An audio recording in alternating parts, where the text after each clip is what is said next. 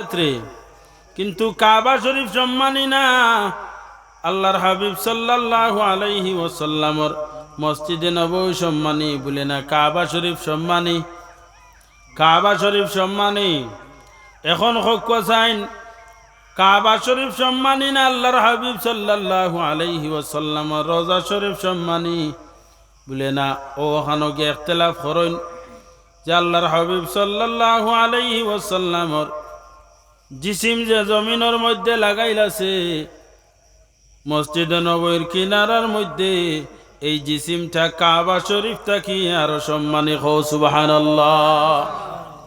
আল্লাহর হাবিব সাল্লাল্লাহু আলাইহি ওয়াসাল্লামর জিসিম মুবারক যে জমিনের মধ্যে লাগায়, এই জমিনটা জান্নাত থাকি আরো সম্মানী। আল্লাহর হাবিব সাল্লাল্লাহু আলাইহি ওয়াসাল্লামে ফরমাইন, মা বাইনা বাইতি ও মিম্বারি রাউদাতুম মিন রিয়াজিল জান্নাহ।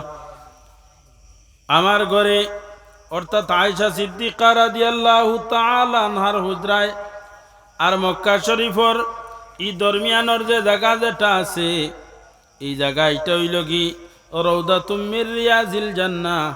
রিয়াজুল জান্নাত যেটারে কোয়া হয়, জান্নাতের বাগান, জান্নাতের বাগিচা, যেটা বর্তমানে সবুজ চিহ্ন দিয়া সবুজ আকারে রাখা আছে, এই জায়গার নাম হইল কি রিয়াজুল জান্নাত।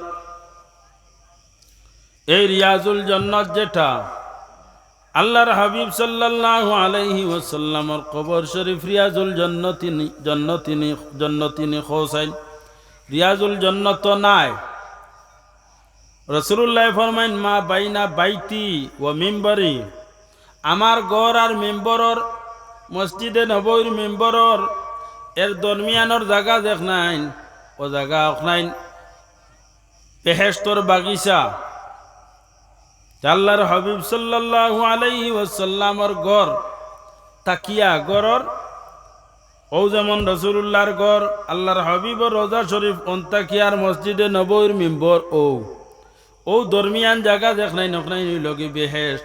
রাসূলুল্লাহর রোজা শরীফ বেহেশত তো নাই বলে, বেহেশত কি আরো সম্মানী। আল্লাহর হাবিবর রোজা শরীফ যে জমিনের মধ্যে আল্লাহর হাবিবর জিসিম মুবারক লাগাইল থাকে, এই জিসিম মুবারকর স্থান হইল গিয়া সম্মানী। ওতার লাগি রাসূলুল্লাহ যে জমিন যায়, ও জমিনের দাম বাড়ি যায়, ও জমিনের সম্মান বাড়ি যায়। মদিনা শরীফ তো সম্মানী ছিল না। মদিনা শরীফের নাম আসলো ইয়াসরিব। ইখানো বলা মুসিবত, নানান ধরনের ফিতনা ফসাদ আসলো ইয়াসরিব। কিন্তু আল্লাহর হাবিব সাল্লাল্লাহু আলাইহি ওয়াসাল্লাম ইয়াসরিব যাওয়ার পরে ইয়াসরিবর নাম পরিবর্তন হয়ে যায়। ইখানো আর বলা মুসিবত নাই, বলা মুসিবত নাজিল হয় না।